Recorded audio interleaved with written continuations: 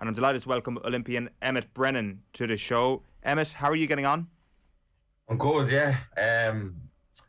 I'm just training away, and as I said, I'm hoping for on that Katie show. So I've started camp and I'm training as if I'm going to be on the show, although I haven't heard any word yet. Brilliant. So for people who aren't fully aware of the story here, I'm sure everybody would have seen Emmet fight in Tokyo last summer, and then I guess the decision has essentially been made to go professional at this point, Emmet, and you're eyeing up your professional debut to be on the undercard of the Katie Taylor versus Amanda Serrano fight. Yeah, like I'm 99% sure I'm going to go pro. I'm suited to professional boxing. Like, the Olympics was always the dream, but I was never suited to amateur boxing. It's a lot faster pace, whereas the professional game is a little bit slower, and it's suited more to my style. But like, there'd be no better debut than the Katie Taylor show. And for me, like, even looking from the outside, it just makes perfect sense. There's going to be a huge crowd of travelling Irish fans. And as I said, I have that good, exciting, professional style. It makes perfect sense to have me on the show. Where are the talks at the moment then? So there hasn't really been much. I got in contact myself with Matroom yesterday via email. So look, they obviously know, they've seen me stuff online. They do know about it. So I'm just waiting to hear back from them. Have you been in touch with Matroom in the past? Is it just, did you just go onto their website, just get an email and just go at it off your own bat sort of thing, or do you think that you've got an in there that they are listening to what you're saying? I was supposed to go over. So Matroom have a gym in London. I was supposed to go and train there just before Christmas, but things just didn't work out in terms of I was coming back from shoulder injury. It wasn't the right move to go over while I wasn't in the best condition, so I never went over. So they definitely do know about me. It's just trying to get the word out there and try and get a little bit of social media presence behind it. And like, as I said, like, from the outside, to me anyway, it just makes perfect sense. What would your message be to Eddie Hearn then if he was weighing up who to pick for his undercard? Like, there is a big Irish crowd going over. They're going to be, I would imagine, the majority of the ticket sales. They're travelling across the Atlantic Ocean. Like, they've asked for me to be on the show, so it's up to him whether he listens or not. I think he will, because I'm not saying put me on the show because I'm an Olympian. I offer a lot more than that. Like, going forward, I'm actually looking to move to New York. So that's where I'm going to be basing myself. I'm going to be basing myself there with a full Irish team behind me, as in managers, trainers. It's all going to be Irish. So the vision for me is to have the whole Irish American community on the East Coast of America behind me. So it's not just, I'm an Olympian, put me on your show. It's I can actually offer you something going forward after the show. Just for a bit of background then, Emmet, when you say that they've asked for you to be on the show, who are you referring to there? So there's been a big social media, I'd say, outcry over the last few days. Loads of people looking for me to be on the show, and then I've loads of contacts in New York. Of a lot of my friends live in New York. They are dying to get behind someone from Ireland over there in terms of boxing, because there's been people coming and going and fighting on the East Coast, but there hasn't been someone really living there and actually being in the Irish community day to day. From what I can gather from my friends in New York, they are dying to get behind someone. And I guess the context of the main fight on the bill is somebody who came from the Olympic setup and has obviously made an unbelievable career for herself in the professional ranks as well. There is, I guess, a certain similarity to the storylines. Yeah, there is a certain similarity. I'm 30. Katie would have gone professional at a similar age to myself. She came off the back of Rio. I'm coming off the back of Tokyo. So there is similarities there. Obviously, Katie has a lot more exposure and she's a lot more well known. But there is similarities. We both have a similar fighting style as well, where we're in exciting fights. We're coming forward and we're looking to put on a show for the fans. So there definitely is a lot of similarities there. And I think, like, in in terms of personality as well. We come across well. We're both humble. We both come from a good background. Yeah, so there is a lot of similarities. How strange is it training for a fight that you're not sure will happen? Look, I'm gonna have to train anyway. It's not like I'm not going to be training. It just, I suppose, it gives me a goal and a vision. Like, I'm all in on this. I believe it's going to happen. So that's why I've started my camp. Like, I don't want to. Anything could happen. They mightn't put me on the show. Someone could get COVID. Someone could get injured, and they might need me on the show. Do you get me? Like, so yeah, I will be training as if I'm fighting on that. Even if I don't get the go ahead for it, I'm still going to be looking towards that, because professional boxing, anything can happen. To what extent is this a bit of a high wire act, Emmet, in terms of money and in terms of finances? Because obviously your story into Tokyo was well known, that you took out a credit union loan to keep the dream alive. You did qualify for the games in June, and the dream did eventually materialise, and it paid off, and you got to go to Tokyo, and I think everybody became so magnetised towards your story at that point.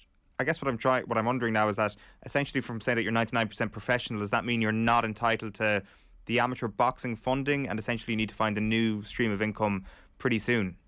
No, I am on funding. I've got me funding for the next year. Okay. I'm guaranteed that funding because I got to the Olympics. But like, I haven't closed the door on amateur boxing in case something does go wrong if I try to go professional. It's just that my style of boxing isn't suited to amateur boxing. Sure. The way I would describe it is, you have running, you have 100 meters, and you have a marathon. Usain Bolt is the best 100 meters in the world, but you wouldn't be great over a marathon distance. Professional boxing to me is like a marathon, where amateur boxing is like a sprint, and I'm suited to the marathon distance and not the sprint distance. So that's where I'm coming from about going professional. Do I go after the Olympics again? Whereas I'm not suited to that. I'm not suited to that style of boxing. So it's just about making sense now of what I'm doing, and not just going after the dream. Is this your first year? Sorry. Back to what you said there on, like, the whole me backing myself, getting to the Olympics, and really, really investing myself. This is where I'm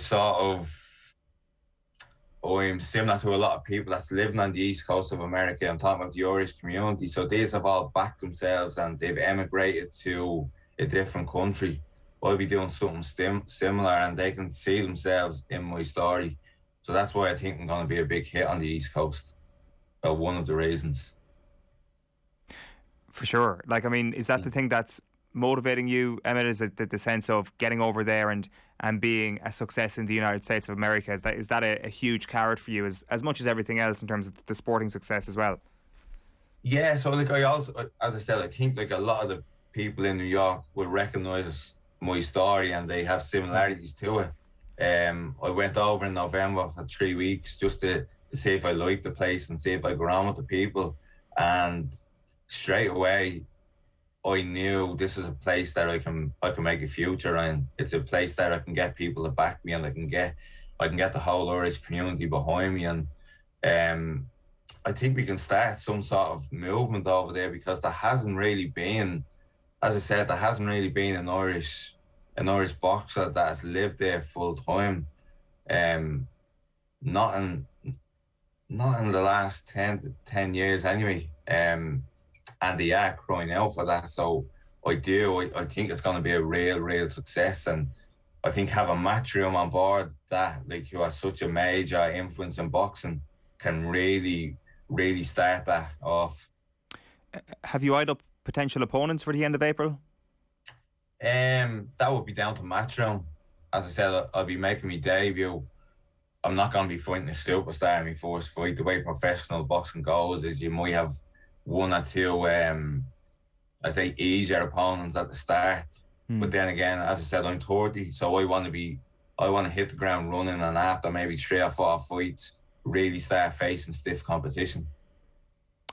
We've seen on social media as well that Barry Keoghan is offering to walk you out on the night, so you've got pretty high profile support. Yeah, so like, you're talking about Barry Keoghan, one of Ireland's leading actors. Starred in the Marvel films, which is one of the most successful franchises in the world. So even by having him there, you're getting a new audience to the show that mightn't have been there. You're getting, because Marvel's is huge around worldwide. You're basically showing the Kate Taylor Bill to a new audience. And then on top of Barry Keoghan, if I have him walking out, I'm sure I can get a top Irish artist to sing us out to the ring as well. So it'll be a real show, and something that not many people have done on their debut. As you can see from the way I'm talking, I'm very, very ambitious in the way that I'm thinking. And I think, like, if Matroom are looking at this, they're saying, well, this guy is offering us something different. He's very, very ambitious. He's not just talking about fighting, he's talking about bringing the show along with him and getting a whole community of people behind him. How much does it inspire you, the other stories that have come out of Ireland in the recent past and the likes of Matroom have been head over heels for? Like, I mean, I'm just thinking of, like, even the Eric Donovan story. Like, I mean, after he was beaten, what was it, last summer, maybe the summer before, I get the years mixed up, and Eddie Hearn was just glowing in his praise of Eric Donovan as a man and as a boxer afterwards, that there is a huge market out there for stories like yours, for stories that people around the world will take and look to root for as time goes on. Yeah, like Eric especially to me is an inspiration because obviously he has a backstory to himself, and that's something that's very important when you're going professional as a boxer. You do need a backstory behind you because you want to be more than a fighter. You want to be a personality, and you want people to recognise themselves in you so they can get behind you. And again, Eric went pro at a similar age to me, and he's a bit older now, but he's living a good, healthy life, and it shows that you can still have a career into your mid to late 30s. So he would be something that I would be eyeing my professional career off. And I keep in touch with Eric regular. He's a great person, and he's an inspiration, and like, he's fighting now in the next few weeks, and he has another chance to, like, if he wins this fight, he's probably in contention near enough world level, which is remarkable if you look at what he's done. For sure. So what happens next, Emmet? I mean, hopefully over the next little while you do hear back from Matroom and the wheels get in motion, but what will you be doing in terms of the things that you can control? Yeah, so I'm going off to New York for the training camp now in 3 weeks. So for the next 3 weeks, I'm sort of in general preparation, and then that will leave me 8 weeks out from the potential fight that I want to be on. So then I'll really start to ramp training up. I'll start sparring. I'll be over in New York, hopefully, so I'll be getting around the Irish community and really trying to get a crowd behind me. Because realistically, for this fight, like, this fight sells itself. Like, I don't really need to sell tickets for this, but I want to show Matroom the next show they can bring on the East Coast. I'm going to have a huge crowd behind me. So for me, the thing is to get the word out in New York. And I'm looking at so much ideas and doing that. As I said, I'm going to have an Irish background, like a background team behind me that have been very, very successful in New York, and have brilliant connections within the Irish American community over there. So, yeah, the next thing for me is get the word out on the East Coast of America. Just one last question, Emmet, and I think it plays into what you're just talking about there. How much has, not so much has your life changed, but how much has your perception of the support that you've got changed post the Olympic Games last year? Because I've mentioned it a couple of times, you've mentioned it a couple of times, that defeat to the Uzbek fighter in Tokyo, the reaction to your interview afterwards was absolutely massive. Like, did that change your perception of how much support there is out there for you and how much there will be there for you if this thing does happen in April? Yeah, so I've obviously pre-Tokyo, I didn't actually realise, like, the amount of people that, one, knew me, and then two, were actually supporting me. And I think it's because I'm a normal person with a story behind me that people can sort of see themselves, or maybe they're working a job that they don't like and they took inspiration from that to maybe go down a different career path. Like, the support I've got is, honestly, it's been incredible. Like, I'm still getting stopped on the street by people saying, well done, the Olympics. Like, it was inspirational. And then online, I'm still getting like 2, 3, 4 messages a week off strangers saying, well done. I heard you on such and such. Your story is inspirational to me. I really wish I could do that. And in terms of what I done, I basically changed the career pattern. I went for my dream. It's something that everyone can recognize because everyone can do that. It's not like I done something exceptional. I basically changed my focus to something that made me happy and something that gave me a goal and a vision. As I said, it's something that every single person can do. You must be absolutely unbelievably delighted that you did make that decision and that you did take that leap. Yeah, I am, because like, I've made the decision roughly 5 to 6 years ago now. I haven't looked back. I've got to experience some incredible things. I got to see some incredible places and meet some brilliant, brilliant people. Like, the networking of people I have right now is unbelievable. I was talking to a friend last week and I said, I don't have much money, but I'm rich with the people that I know and the people that I have around me. And I truly believe that. I'm so lucky, but I wouldn't have having all this at my feet if I didn't make that change. Well, Emmet, we wish you all the best. I presume social media is the best place for people to follow you to keep track of how this progresses over the next few weeks. Yeah, and like, I just want to say thanks to everyone that shared it. Like, it's over the last few days, I've got so much backing and so many people text me saying, look, I really, really hope you get this. And I think they're very sincere about it. And so many people tagging Eddie Hearn, tagging Matroom. It's unbelievable. And I'm just going to keep up on it because the kind of person I am is, if I'm going after something, I'm going after it 100%. And as I said, I offer Matroom something going forward. I'm not asking to be on the show because I'm Irish and an Olympian. I'm asking to be on the show because I really, really believe I offer them something going forward. I offer them something on the East Coast of America, which they haven't really tapped into yet. They haven't had an Irish boxer consistently fighting on the East Coast that lives over there. It's a market that I think they can tap into. And maybe if they have me there, they can bring in fighters in maybe 5, 6, 7 years and they can keep this tradition going for the next 20, 30, 40 years.